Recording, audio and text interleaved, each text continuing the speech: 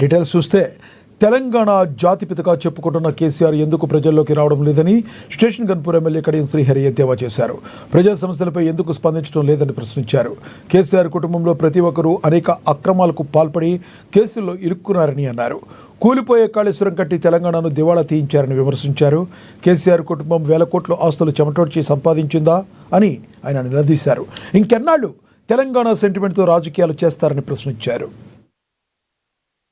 అధికారాన్ని కోల్పోయామనే అక్కసుతో అధికారం వాళ్ళ జన్మ హక్కు అన్నట్టుగా, అధికారం మా కుటుంబం యొక్క హక్కు అన్నట్టుగా చిల్లర మాటలు, చిల్లర వ్యవహారాలు, చిల్లర విమర్శలు చేస్తున్నారు. అసెంబ్లీ ఎన్నికలలో కానీ, పార్లమెంట్ ఎన్నికలలో కానీ, గ్రామ పంచాయతీ ఎన్నికలలో కానీ, మొన్న జరిగిన మున్సిపాలిటీ ఎన్నికలలో కానీ విపరీతమైన ధోరణిని అవలంబిస్తూ సభ్యత సంస్కారం లేకుండా చౌకవారు విమర్శలు చేశారు. కానీ ప్రజలందరూ వాటిని తిట్టుకొట్టారని చెప్పడం నాకు సందేహం లేదు. కాస్తంతనైనా అవగాహన ఉంటే, కాస్తంతనైనా రాజకీయ పరిపక్వత ఉంటే, కాస్తంతనైనా సిగ్గు అనేది ఉంటే, ఈ ఫలితాలను చూసిన తర్వాత ప్రతిపక్షాలు చేసిన విమర్శలను ఒక్కసారి ఆ విమర్శల పైన మీరు ఆత్మవిమర్శ చేసుకోవాలి. మున్సిపాలిటీ ఎన్నికల్లో డిపాజిట్లు రాకుండా పోయింది. 116 మున్సిపాలిటీలో 100 మున్సిపాలిటీలు కాంగ్రెస్ పార్టీకి వచ్చాయంటే మీ పరిస్థితి ఏదో అర్థం చేసుకోండి. 10 ఏళ్ళు అధికారంలో ఉన్న మీ పార్టీ యొక్క పరిస్థితి ఏదో ఒకసారి అర్థం చేసుకోండి. కల్వకుంట్ల కుటుంబం చేసిన అవినీతి అక్రమాలతో విసిగి వేసారిపోయిన ప్రజలు బీఆర్ఎస్ ఓటేయడానికి ఇష్టపడడం లేదు. అది స్పష్టంగా కనిపిస్తుంది. ఒకవేళ కేసీఆర్ జాతిపిత అంటాడు. ఎవరికి జాతిపిత? భారతదేశానికి జాతిపిత ఒకరే, ఆయన మహాత్మా గాంధీ గారు. ఆ జాతిపితను అవమానపరిచే విధంగా వీడు కూడా కొత్తగా జాతిపిత అని పేరు పెట్టుకుని వస్తే మీరే అనుకుంటే ప్రజలు దాన్ని అంగీకరించాలి కదా. జాతిపిత ఆడబడుతున్నాడు, మరి జాతిపిత ఎక్కడుంటాడు? జాతిపిత ప్రజల్లోకి ఎందుకు రావడం లేదు? ప్రజా సమస్యల పైన ప్రభుత్వాన్ని అసెంబ్లీలో ఎందుకు తీయడం లేదు? చెప్పుకోవడానికి సిగ్గుంటారు కాస్తంతగా. అనేక అవకతవకలు చేసి అనేక కుంభకోణాలలో ఇరుక్కొని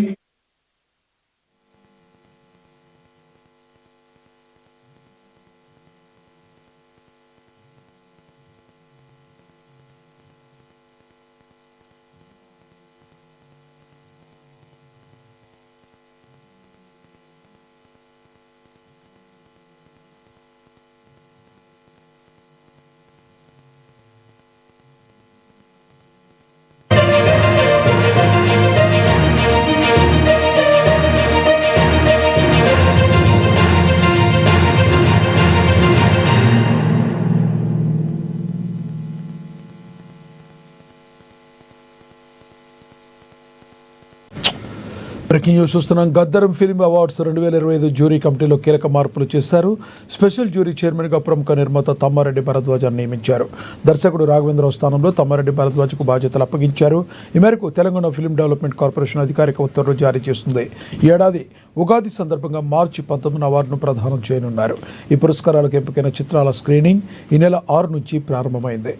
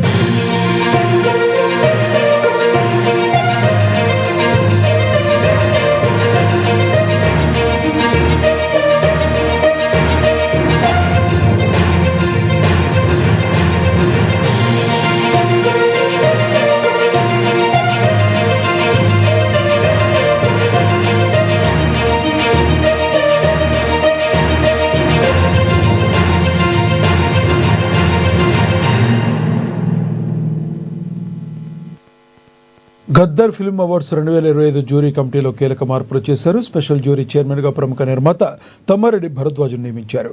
దర్శకుడు రాఘవేంద్రరావు స్థానంలో తమ్మారెడ్డి భరద్వాజ్కు బాధ్యతలు అప్పగించారు. ఈ మేరకు తెలంగాణ ఫిల్మ్ డెవలప్మెంట్ కార్పొరేషన్ అధికారిక ఉత్తర్వులు జారీ చేసింది. ఈ ఏడాది ఉగాది సందర్భంగా మార్చి 19న అవార్డులు ప్రదానం చేయనున్నారు. ఈ పురస్కారాలకు ఎంపికైన చిత్రాల స్క్రీనింగ్ ఈ నెల 6 నుంచి ప్రారంభమైంది.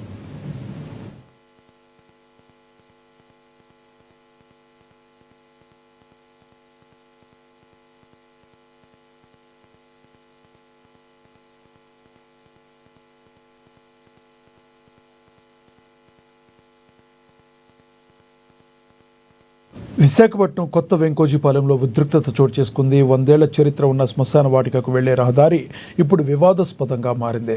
కనీసం అంతిమ యాత్రకు కూడా దారి లేని పరిస్థితి ఏర్పడటంతో స్థానిక గ్రామస్తులు రోడ్డుపైకి వచ్చి ఆందోళన చేపట్టారు.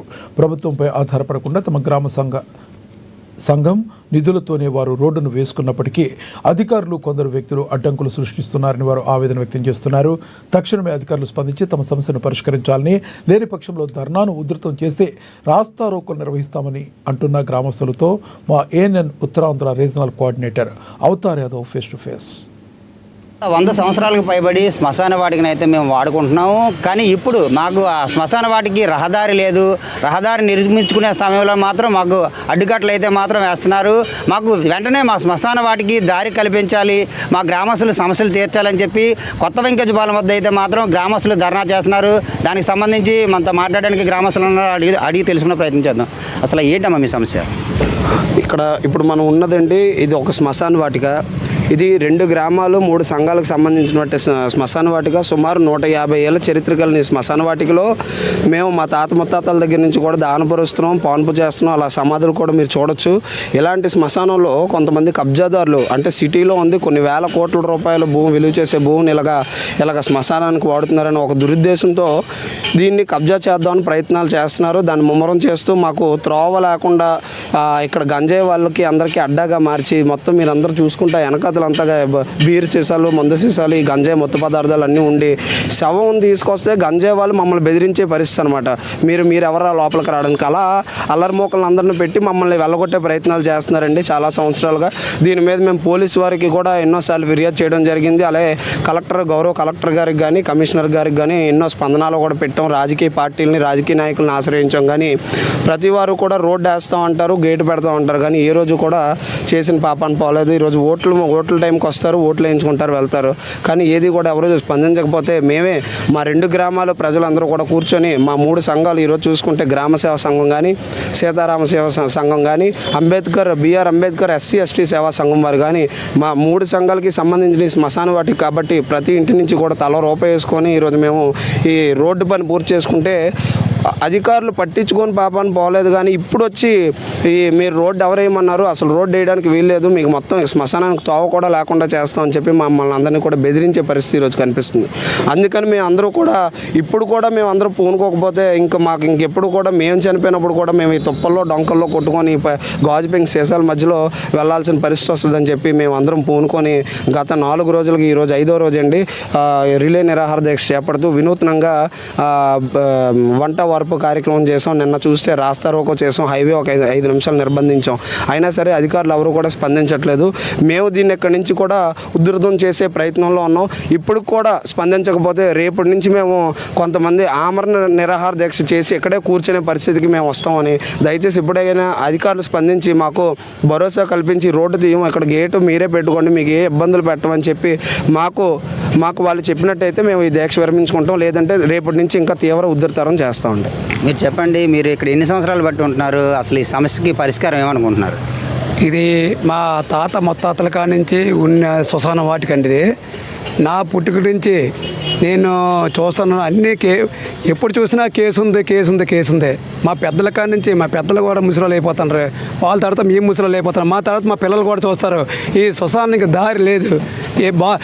శివయ్యని మేము మొక్కుకొని ఈ దారి మేము వేసుకుంటే చాలా ఇబ్బందికరంగా ఎవరెవరో వచ్చి మమ్మల్ని బెదిరించడం చేయడం అలా చేస్తున్నారు. మీరు ఎవరేమన్నారు? రోడ్డు ఎందుకు వేశారంటే ఒక శవం వస్తే పాప 2 గ్రామాల్లో 3 గ్రామాల నుంచి ఒక శవం వస్తే మేము ఎంతో ఇబ్బందులు పడి ఈ గాజు పెంకులేటి పాపం ఆ కాబట్టి మోసినాడు కూడా చెప్పులు లేకపోతే గుచ్చిపోయి చచ్చిపోయిన ఉన్నారండి.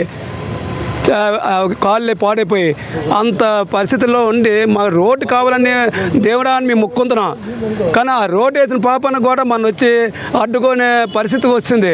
మాకు అధికారులందరూ మాకు మీరు గేటు పెట్టుకోండి, మీరు ఎవరు రానికండి, అంత మీరు ఏదో చేసుకోండి అన్నంత వారికి మేము ఈ దీక్ష ఇంకా కొనసాగిస్తాం, ఇంకా చాలా ఎక్కువ చేస్తాం. మేము ఎండోమెంట్కి అసలు సంబంధం లేదు. మీ టెంపుల్ కట్టిస్తే వాళ్ళు ఎంజాయ్ చేస్తున్నారు, వాళ్ళని ఇక్కడ అడ్డవలసిన పనాలకు లేదు. ఆడు ఇప్పుడు పున్నయ్యతోటి వీళ్ళు టైఅప్ అయ్యి ఈ సైటుని కబ్జా చేయడానికి, అలాగే పెద్ద పెద్ద వాళ్ళు కూడా ఇన్వాల్వ్మెంట్ ఉంటే దానికి మేము ఫైట్ చేసి కేసుల్లో 3 times కూడా మాకు రిజల్ట్ వచ్చింది.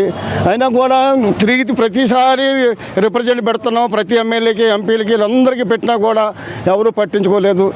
ఇంక ఎన్నాళ్ళు బాధపడతామని ప్రైవేట్ వచ్చి కూడా చూసి ఏటయ్యా మీ బరేలు కూడా ఉండేలాగా ఉంది, గవర్నమెంట్ ఎవరెవరికో బ్రహ్మాండంగా చేస్తుంది, మరి మీకెందుకు చేయకపోవడం అంటే మా దురదృష్టం. మీరు గతంలో గవర్నమెంట్ అడిగారండి ఈ సమస్య పైన, గతంలో గవర్నమెంట్కి అర్జీ పెట్టారా? చాలా అర్జీలు పెట్టామండి. అందరికీ, కమిషనర్కి, ఎంఆర్ఓకి, తర్వాత ఎంపీ, ఎమ్మెల్యే అందరికీ తీసుకొచ్చి చూడడం జరిగింది. అన్యాయం లేదు. ఇప్పుడు ఏంటంటే ఈ మా నిధులతోటే మేము ఖర్చు పెట్టి ఈ సంవత్సరం కమిటీ వారు రోడ్డు అంతా వేసి శుభ్రంగా చేశారు. మీరు ముందుకెళ్తే ఇంకా టెంపుల్ మసీదులు అవి ఉంటాయి, పాండుపులు అవి ఉంటాయి, దహనం చేయడానికి ఒక పెద్ద రూమ్ కట్టుకున్నాం. అంతా మా సొంత నిధులే, గవర్నమెంట్ ద్వారా ఒక పైసా రాలేదు. కానీ ఇప్పుడు మేము కోరేది ఏంటంటే ఇలా చేసుకుంటే దేవాదాయ వాళ్ళు రావడం అడ్డడం అన్నది కాదు. అంచేత పెద్దలందరూ కూడా పార్టీ నాయకులు కానీ పెద్దలు కానీ దీని మీద పరిశీలించి మాకు ఈ రోడ్డు కంటిన్యూ చేసినట్టు, ఇక్కడ బార్కెట్లు పెట్టుకున్నట్టు. ఎంచేదంటే ఇక్కడ చాలామంది బెగ్గర్స్ అలా వచ్చి గంజాయి డ్రింకింగ్ ఇంకేం చేసి ఏమైనా శవంతో ఆడవాళ్ళు కార్యక్రమం చేయడానికి వెళ్ళాలంటే భయంగా ఉంది. దయచేసి మాకు ఇది పర్మనెంట్గా జరిగేట్టు చూడాలని మాకు కోరుకుంటున్నాం. ఇది ఇక్కడ ప్రధాన సమస్య ఏదైతే ఉందో, రహదారి అయితే మాత్రం చాలా సంవత్సరాలు బట్టి బాట రోడ్డు ఉండేది. దాదాపు 100 సంవత్సరాలు పైబడి మా తాతలు ముత్తాతలు అయితే మాత్రం ఇక్కడే ఖననం చేసేవారు. ఇప్పటికి కూడా ఆ సమస్య తీరలేదు. తీరపోయేసరికి చాలామంది అధికారుల చుట్టూ కూడా తిరగడం జరిగింది, అర్జీలు పెట్టడం జరిగింది. మాకు రహదారి ఇవ్వండి, మీ లోపలైతే శ్మశాన వాటికి అయితే మాత్రం దేవాదాయ శాఖ అద్దులేసింది, కానీ మాకు రహదారి లేదు, మాకు రహదారి ఇవ్వలేదని చెప్పి చాలాసార్లు అర్జీ పెట్టాం. కానీ మా గ్రామస్తులు అందరం కలిసి ఇప్పటికైనా సరే ఒక రహదారి నిర్మించుకోవాలి. ఆ రోడ్డు పొడవునా చాలా కంగాలి చేస్తున్నారు. ఏదైతే గంజాయి బీర్లు అవన్నీ తాగడానికి అయితే ఇక్కడైతే చాలామంది వచ్చి ఇబ్బంది పెడుతున్నారు. ఈ రహదారిని అయితే ఇప్పటికైనా బాగు చేసుకోవాలని మా సొంత నిధులతో రహదారి వేసుకోవడం జరిగింది. కానీ ఇప్పుడు అధికారులు వచ్చి అలాగే కొంతమంది అడ్డు పెడుతున్నారు. దీనికైతే తక్షణ పరిష్కారం అయితే మా రహదారి మాకు ఇప్పించి, మాకు వెంటనే ఈ రహదారికి గేటు పెట్టించి మా ఏదైతే ఇబ్బంది ఉందో దానికి శాశ్వత పరిష్కారం ఇవ్వాలని చెప్పి గ్రామస్తులు చెప్తున్న పరిస్థితి కనబడుతుంది. చూస్తూనే ఉండండి ఏఎన్ఎన్ టీవీ. కెమెరా పర్సన్ రాజాతో అవతార్ యాదవ్, ఏఎన్ఎన్ టీవీ, విశాఖపట్నం. హైదరాబాద్లోని జీహెచ్ఎంసీ సర్కిల్ విభజన జరిగినప్పటికీ జూబ్లీహిల్స్ సర్కిల్ 36 కార్యాలయం ఇంకా ఖైరతాబాద్లోనే కొనసాగడంపై స్థానికులు తీవ్ర ఇబ్బందులు ఎదుర్కొంటున్నారు. దీనిపై ఖైరతాబాద్ నియోజకవర్గ BRS incharge Manne Govardhan Reddy zonal కమిషనర్కు వినతి పత్రాన్ని ఇచ్చారు. సర్కిల్ కార్యాలయం అందుబాటులో లేకపోవడం వల్ల ప్రజలు ఇబ్బందులకు గురవుతున్నారని తెలిపారు. ఇక ఈ కార్యక్రమంలో డివిజన్ల నాయకులు నరసింహ, శశిరాజ్, నిశాంత్, శౌరీరాజ్ తదితరులు పాల్గొన్నారు.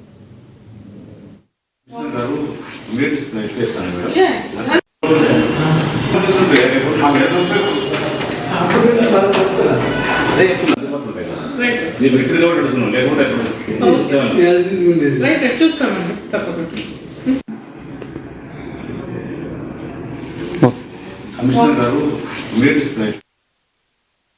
కామారెడ్డి జిల్లా బీబీపేట మండలం జనగామలో ఎస్ఆర్ ఫౌండేషన్ ఆధ్వర్యంలో 60 గ్రామ పంచాయతీలకు ఫర్నిచర్ను పంపిణీ జరిగింది. సేవ చేయాలనే తపన ఉండాలని, కానీ పదవులతో పని లేదని ప్రముఖ వ్యాపారవేత్త సుభాష్ రెడ్డి నిరూపిస్తున్నారు. పుట్టిన ఊరు కోసం ప్రతి ఒక్కరూ ఏడాదిలో ఏదో ఒక నెల కేటాయించాలని ఆయన పిలుపునిచ్చారు. ఇప్పటికే కోట్లాది రూపాయలతో ప్రభుత్వ పాఠశాలలో డబుల్ బెడ్రూమ్ ఇళ్లను నిర్మించి తన దాతృత్వాన్ని చాటుకున్నారు.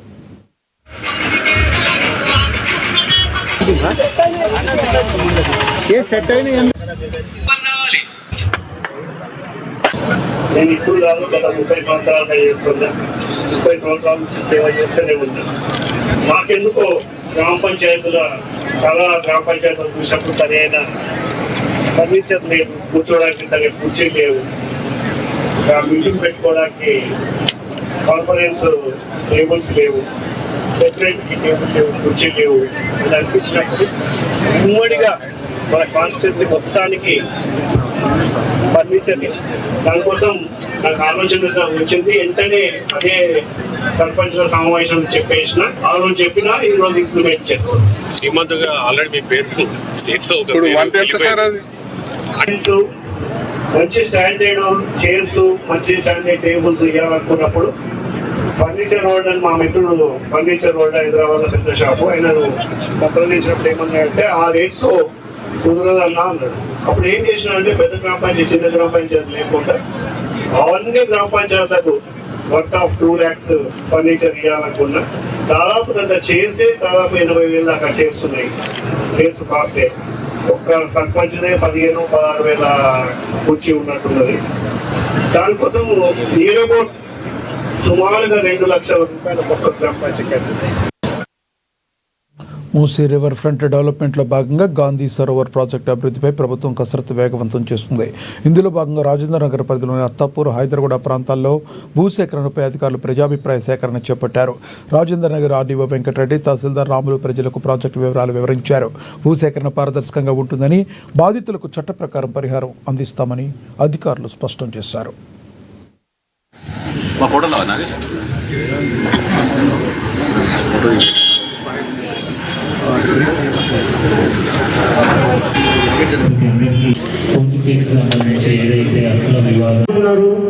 మార్కెట్ రేట్ అని మీరు అంటున్నారు. వరకు ఒక 1 year వరకు చర్చలు జరిపిండు. అక్కడ ప్రభుత్వ రేటు 1,00,000 లోపల ఉండే. అన్నమయ్య జిల్లా రాయచోటిలో గంగమ్మ జాతర కన్నుల పండుగ సాగుతుంది. ఏటా మహాశివరాత్రి మరుసటి రోజు నుంచి ప్రారంభమయ్యే ఈ వేడుకల్లో భాగంగా తెల్లవారుజామున చాగలగుట్టపల్లి నుంచి అమ్మవారిని ఊరేగింపుగా ఆలయానికి తీసుకొచ్చారు. సంతానం కోసం ఎదురు చూసే మహిళలు, అనారోగ్యంతో ఉన్నవారు అమ్మవారి పలకి కింద సాష్టాంగ నమస్కారం చేసి మొక్కులు తీర్చుకున్నారు.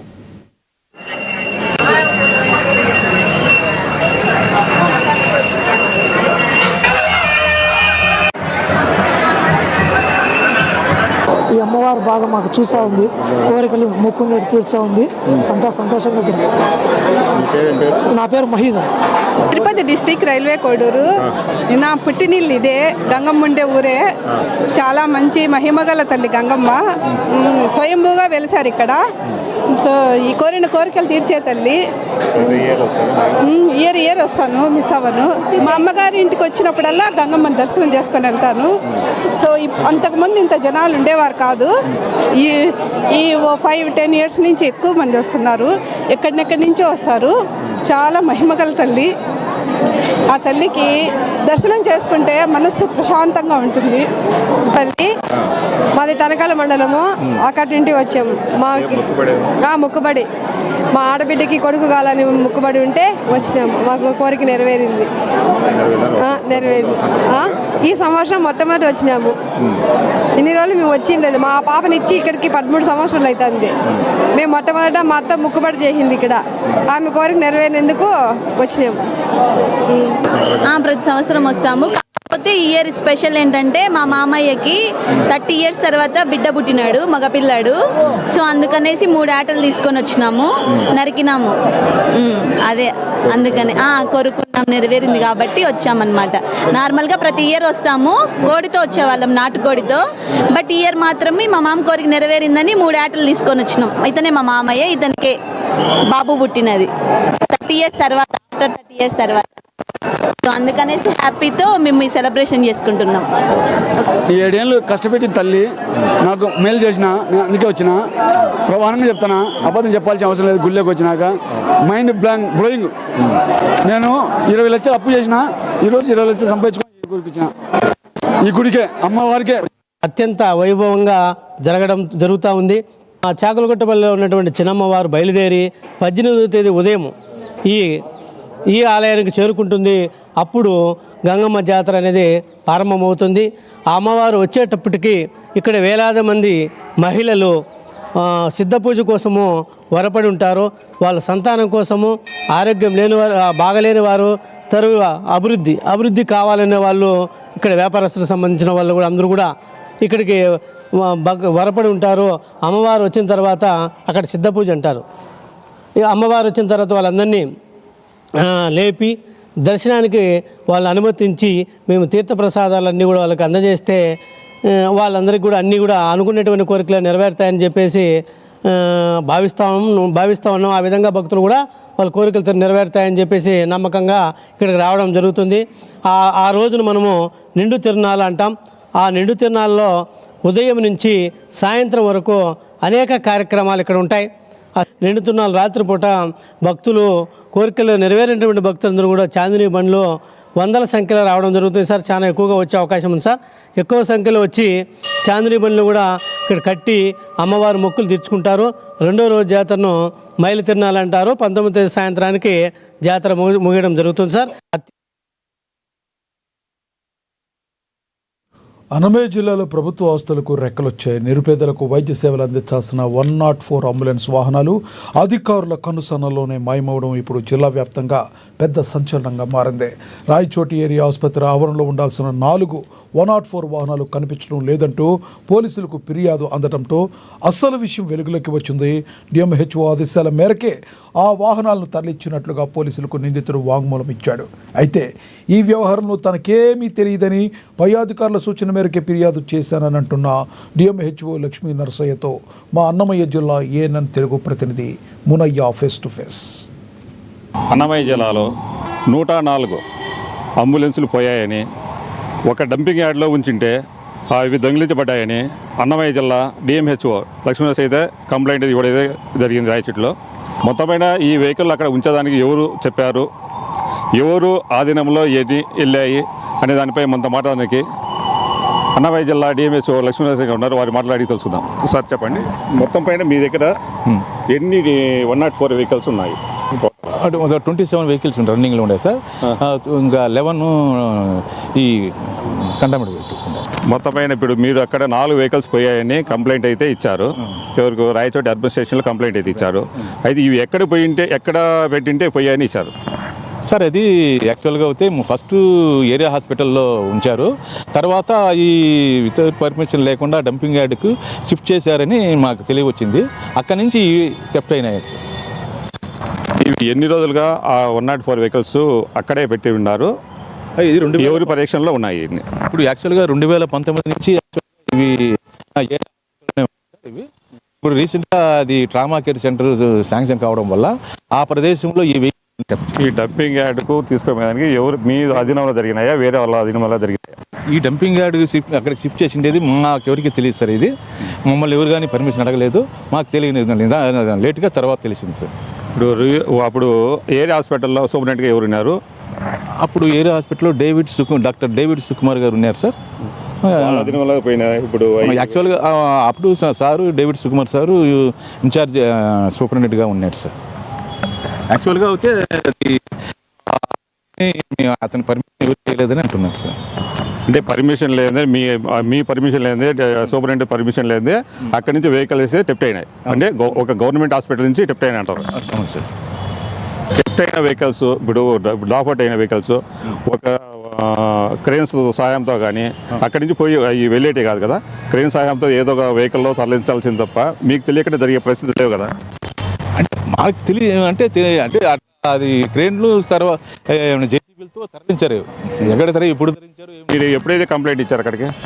సరే యాక్చువల్గా అయితే జనవరి 7న ఈ ట్రాన్స్పోర్ట్ ఆఫీసరు ఇట్లా థెఫ్ట్ అయినాయని వెహికల్స్కు నాకు లెటర్ పెట్టి వెరిఫై చేయమంటే నేను పోయి చూసి వెరిఫై చేస్తే యాక్చువల్గా ఈ వెహికల్స్ థెఫ్ట్ అయింది నిజమేనని నేను చేశాను. ఇమీడియట్గా నేను కన్సర్న్ అతని సూపరింటెండెంట్ గారికి ఎక్స్ప్లెనేషన్ అడిగాను. ఇట్లా ఇది ఎప్పుడు వీటిని వెహికల్స్ను తరలించారు, ఎందువలన తరలించారు, ఎవరు అనుమతితో చేశారని నేను అడిగాను, ఎక్స్ప్లెనేషన్ అడిగాను.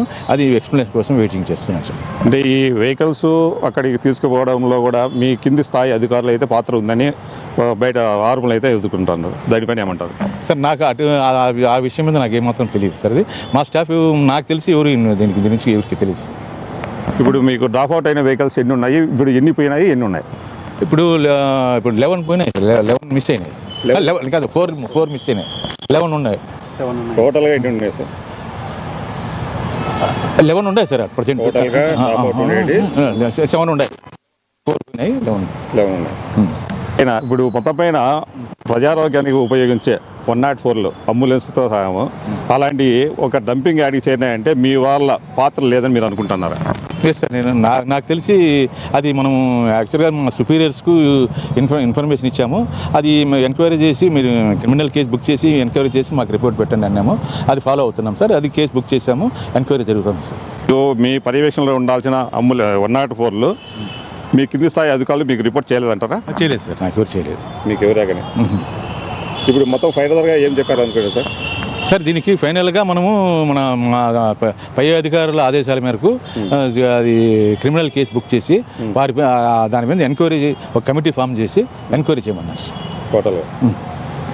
Okay sir, thank you. మొత్తమైన 104 సంబంధించి పోయాయని కంప్లైంట్ మేరకు అయితే కేసు అయితే నమోదైంది.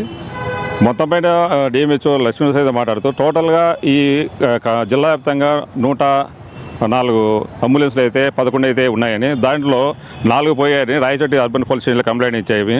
తమకైతే ఈ 104ల గురించి తమకు సమాచారం లేని కింది స్థాయి అధికారులు అయితే కానీ తప్పిదం చేశారని, అవి డంపింగ్ తరలించి కూడా తమకు తెలియదని, మొత్తంపైన ఈ వెహికల్స్ తరలించి డంపింగ్ యార్డ్లో చూసిన తర్వాతనే అతను మాకు వచ్చిన సమాచారం మేరకు పైవారు చెప్పడంతోనే వారి మీద కేసు అయితే నమోదు చేశారని చెబుతున్నారు. మొత్తంపైన ఈ ప్రజారోగ్యానికి ఉపయోగించే 104 వెహికల్ తీసుకుని పోయేసి ఒక డంపింగ్ యార్డ్కు తరలించి అక్కడ డిస్మాండిల్ చేసేసి అమ్మడం అనేది చాలా తప్పిదము.